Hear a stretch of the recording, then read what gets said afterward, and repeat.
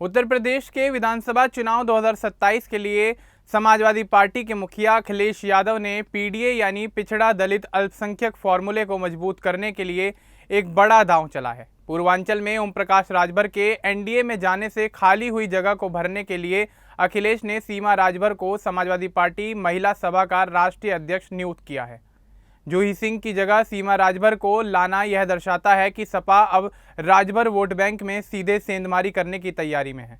यह कदम पूर्वांचल की राजनीति में नए समीकरण बनाने और ओपी राजभर के प्रभाव को कम करने की दिशा में एक सोची समझी रणनीति का हिस्सा माना जा रहा है। तो चलिए आगे बढ़ते हैं और आपको विस्तार से बताते हैं कि आखिर क्या है ये पूरा मामला। लेकिन उससे पहले बात कर लेते हैं सीमा राजभर के जीवन के बारे में। दरअसल सीमा राजभर का जन्म और परवरिश एक साधारण ग्रामीण परिवार में हुई। वह मूल रूप से उत्तर प्रदेश के बलिया जिले की रहने वाली हैं। आपको बता दें कि उन्हें राजनीति के गलियारों में भावना के नाम से भी जाना जाता है। बलिया से ही उन्होंने समाज की ज़मीनी समस्याओं को काफ़ी नज़दीक से देखा। वे एक ऐसे परिवार से आती हैं जहां राजनीति को समाज सेवा का माध्यम माना जाता है। उनके परिवार के सदस्य स्थानीय स्तर पर सामाजिक कार्यों से जुड़े रहे हैं, जिसने सीमा के मन में सार्वजनिक जीवन में आने की प्रेरणा जगाई। बलिया जो अपनी बागी और सक्रिय राजनीति के लिए जाना जाता है, वहीं से सीमा ने नेतृत्व के गुण सीखे। सीमा राजभर की प्रारंभिक शिक्षा उनके पैतृक गांव और ज़िले में ही पूरी हुई।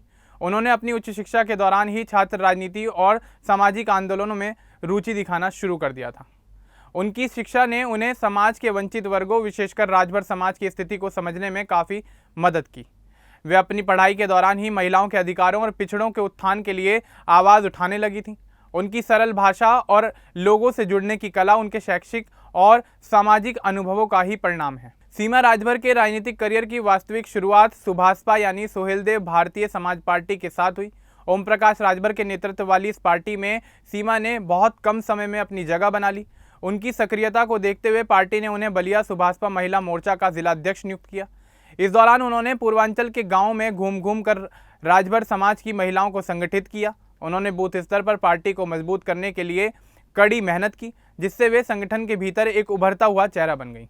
सीमा राजभर के करियर में सबसे बड़ा बदलाव यूपी विधानसभा चुनाव 2022 के दौरान आया। उस समय सुभाषपा और समाजवादी पार्टी का गठबंधन हुआ था। चुनाव खत्म होने के कुछ समय बाद जब ओपी राजभर और अखिलेश यादव के रिश्तों में खटास आने लगी, तब सीमा राजभर ने एक बड़ा फैसला लिया। उन्होंने 2022 में सुभाषपा की प्राथमिक सदस्यता से इस्तीफा दे दिया। उनका यह इस्तीफा केवल एक पद का त्याग नहीं था, बल्कि उन्होंने पार्टी नेतृत्व के खिलाफ मोर्चा भी खोल दिया था। सीमा राजभर का करियर उस समय विवादों में आया जब उन्होंने सुभाषपा छोड़ते समय ओम प्रकाश राजभर पर बेहद गंभीर आरोप लगाए। उन्होंने सार्वजनिक रूप से कहा कि पार्टी में कार्यकर्ताओं, विशेषकर महिलाओं की अनदेखी की जाती है और वहां आंतरिक लोकतंत्र का अभाव है। उन्होंने पार्टी के कामकाज के तरीकों पर सवाल उठाए और नेतृत्व पर धोखाधड़ी के आरोप लगाए।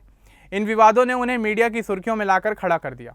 हालांकि ओपी राजभर की टीम ने इन आरोपों को निराधार बताया, लेकिन सीमा अपने स्टैंड पर कायम रही और उन्होंने राजभर समाज के स्वाभिमान की बात करते हुए नई राह चुनने का फैसला किया। सुभाषपा छोड़ने के बाद सीमा राजभर ने समाजवादी पार्टी का दामन थाम लिया। अखिलेश यादव ने उनकी सांगठनिक क्षमता और पूर्वांचल में उनकी पकड़ को भांपते हुए उन्हें पार्टी में उचित स्थान दिया। उनकी सबसे बड़ी उपलब्धि तब सामने आई जब अप्रैल 2026 में उन्हें समाजवादी महिला सभा का राष्ट्रीय अध्यक्ष बनाया गया। जूही सिंह जैसे कद्दावर नेता की जगह सीमा को यह जिम्मेदारी मिलना उनकी कार्यक्षमता पर पार्टी के भरोसे को दर्शाता है। वर्तमान में सीमा राजभर पूरी तरह से मिशन 2027 में जुट गई हैं। उनकी नई जिम्मेदारी के बाद उत्तर प्रदेश की राजनीति में यह चर्चा तेज हो गई है कि वे पूर्वांचल में ओम प्रकाश राजभर के विकल्प के तौर पर उभरेंगी। अखिलेश यादव की रणनीति यह है कि सीमा के जरिए उन राजभर मतदाताओं को साधा जाए जो ओपी राजभर के बार बार पाला बदलने से नाराज हैं। सीमा राजभर अब पूरे उत्तर प्रदेश का दौरा कर रही हैं और महिलाओं को समाजवादी विचारधारा से जोड़ रही हैं। उनका लक्ष्य महिला सभा को केवल शहरों तक सीमित न रखकर गांव की चौपालों तक पहुंचाना है। वे पीडीए के नारे को बुलंद करते हुए पिछड़ी जातियों की महिलाओं के बीच सपा की पैठ मजबूत कर रही हैं। कुल मिलाकर सीमा राजभर का सफर एक जिला स्तरीय कार्यकर्ता से राष्ट्रीय अध्यक्ष तक पहुंचने की प्रेरणादायक कहानी है। उनके सरल स्वभाव, जमीनी पकड़ और स्पष्ट बोलने की शैली ने उन्हें अखिलेश यादव का भरोसेमंद सहयोगी बना दिया है। यदि वे राजभर वोट बैंक का एक छोटा सा हिस्सा भी सपा की ओर मोड़ने में सफल रहती हैं तो 2027 के चुनावों में यह समाजवादी पार्टी के लिए एक गेम चेंजर साबित हो सकता है। पूर्वांचल की सियासी पिच पर अब राजभर बनाम राजभर की यह जंग बेहद दिलचस्प होने वाली है। अब इस पूरे मामले को लेकर, सीमा राजभर को लेकर आपका क्या कुछ कहना है, हमें कमेंट बॉक्स में ज़रूर बताएं। बाकी इस तरह के और अपडेट्स के लिए हमारे चैनल को सब्सक्राइब करना ना भूलें। धन्यवाद।